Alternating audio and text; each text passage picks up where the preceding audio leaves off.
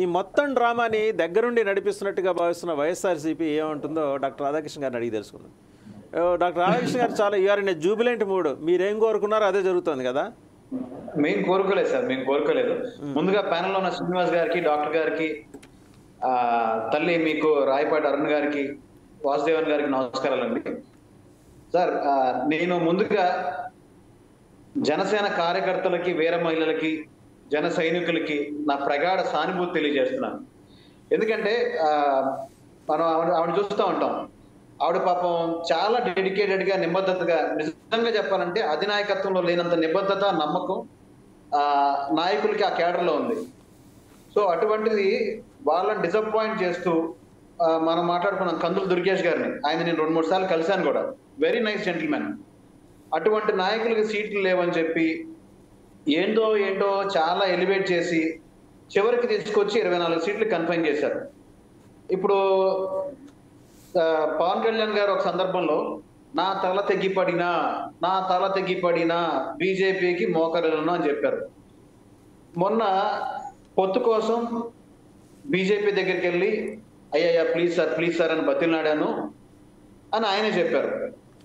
ఆ బతిలాడేదేదో కేడర్ కోసం, జన సైనికుల కోసం, నాయకుల కోసం బతిలాడి ఇంకో 10 సీట్లు తెచ్చుకుని ఉంటే పాపం ఆ కేడర్ సంతృప్తి పడేది, ఆ నాయకులు సంతృప్తి పడేవాడు. నిజంగా సార్ వాళ్ళని చూస్తే, అంటే నాకు ఫ్రెండ్స్ ఉన్నారు, I have friends all over the parties. కానీ వాళ్ళతో మాట్లాడుతుంటే వాళ్ళలో ఉన్న నిర్వేదం కానీ చాలా డిసప్పాయింటింగ్. అంటే పక్క మనిషి బాధపడుతుంటే మనకు కూడా బాధ వేస్తుంది కదా. ఇన్ని రోజులు పాలిటిక్స్ లో ఉండి వాళ్ళు రక్త మాంసాలని పనంగా పెట్టి వాళ్ళ టైంని, మనీని, ఎనర్జీని డెడికేటెడ్ గా స్పెండ్ చేసి ఒక మనిషిని నమ్ముకొని ఒక నాయకుడిని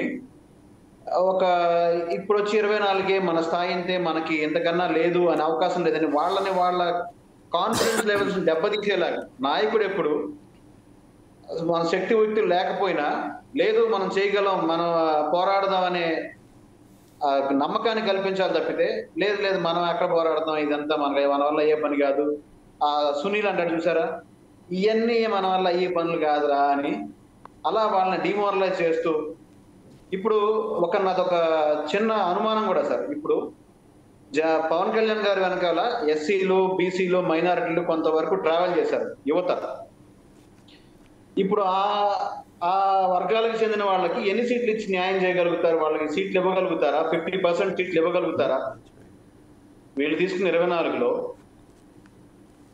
మా కోట ఉండాలి కదా, బీసీలుగా మా కోట, ఎస్సీల కోట, మైనారిటీల కోట ఉండాలి కదా ఆ పార్టీకి సంబంధించినంత వరకు. అది ఎంతవరకు ఇవ్వగలుగుతారు? ఇంకోటి, ఆ లిస్ట్ కూడా రెడీ అయ్యలేదు సార్. వీళ్ళ వ్యవస్థ లేదా, వాళ్ళు ప్రింటెడ్ కాపీ తీసుకొచ్చారు, వీళ్ళ కాపీనేమో పక్కన నాదెళ్ల మనోహర్ గారు రాస్తున్నారు, రాసిన కాపీ చూపిస్తున్నారు. అంటే కనీసం వీళ్ళకి తెలియదా, లేకపోతే అక్కడికి వచ్చాక చెప్పారా మీరు ఈ సీట్లో వీళ్ళని అనౌన్స్ చేయండి అని చెప్పి టీడీపీ వాళ్ళు చెప్పారా అనేది అనుమానం కలుగుతుంది. ఇందాక నుంచి కొంతమంది ప్యానలిస్టులు దుర్మార్గమైన పాలన, అధికార పార్టీ దుర్మార్గం చేస్తుంది, అరాచకం చేస్తుంది అంటున్నారు. నేను 2 మాటలు చెప్పదలుచుకున్నా.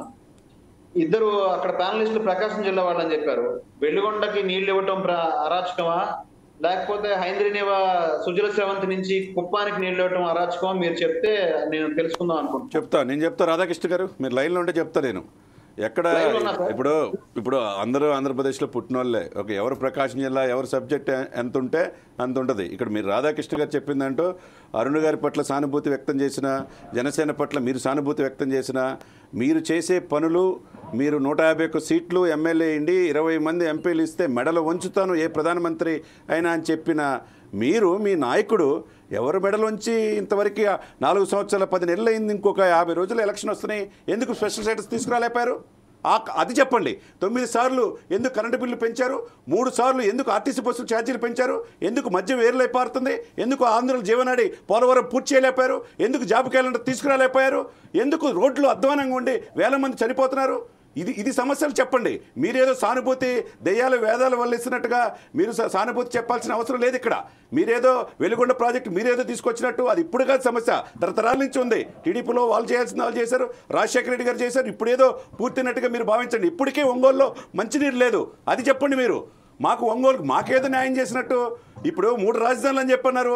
ఇప్పుడు 26 గ్రామాలు 32,000 కాదు ఇంకా ఎక్కువ కావాలని మీ నాయకుడు చెప్పిన మాట వాస్తవం కాదా?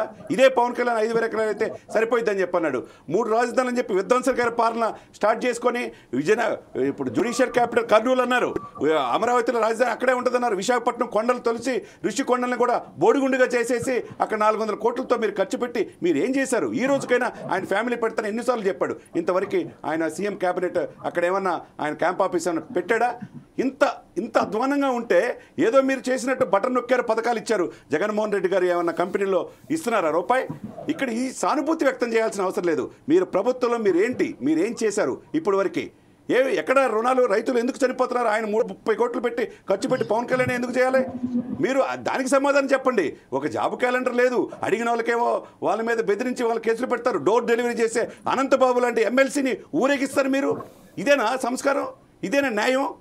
మీరు మీరు మీరు మీరు చెప్తారు కాపులకు అసలు రిజర్వేషన్ ఇవ్వము, మేము కాపుల్ని కరివేపాకులు ఉపయోగించుకుంటామని చెప్పి సాక్షాత్తు ముద్రగడ గారు ఊర్లోనే మీరు చెప్పిన మీ నాయకుడు మీరు ఏంటండి ఒక అంబటి రాంబాబు చేత తిట్టిస్తారు, ఒక పేర్నాని చేత తిట్టిస్తారు, వీళ్ళందరూ తీసుకొచ్చి కాపులకు రిజర్వేషన్ తీసుకొస్తామని చెప్పి మోసం చేసింది మీరు కదా?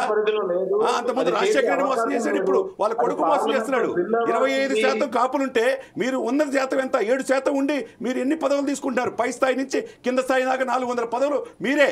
ఒక సజ్జల రామకృష్ణారెడ్డికి 142 కోట్ల వేతనమా, గౌరవ వేతనం? ఇది ఎవరి డబ్బు సార్? ఇది తీర ప్రాంతం 972 కిలోమీటర్ల తీర ప్రాంతం ఉంది గుజరాత్ తర్వాత. ఎందుకు పరిశ్రమలు రాలేకపోయినాయి? ఐటీ కంపెనీలు పక్కన హైదరాబాద్లో 2,000 కంపెనీలు ఉన్నాయి, బెంగళూరులో 3,000 కంపెనీలు, చెన్నైలో 2,500 కంపెనీలు, పట్టుమని 10 ఐటీ కంపెనీలు కూడా ఆంధ్రప్రదేశ్లో లేకపోతే మీరు ఏం చేస్తున్నట్టు? మీరు ఎందుకు స్పెషల్ స్టాటస్ ఈ రోజు తీసుకురాలి చెప్పండి. 4 పోర్ట్లు 10 ఫిషింగ్ హార్బర్స్ ప్రారంభం జరిగింది జగన్మోహన్ రెడ్డి గారి ప్రభుత్వంలో. జనసేన తెలుగుదేశం అలయన్స్ లో ఉన్నప్పుడు అవేవి వాటి కనీసం ప్రారంభోత్సవాలు చేయలేదే. వెలుగొండ ప్రాజెక్ట్ అన్నారు, వెలుగొండ ప్రాజెక్ట్ సెకండ్ టెర్నల్లో తెలుగుదేశం పార్టీ హయాంలో ఆగిపోయింది కదా.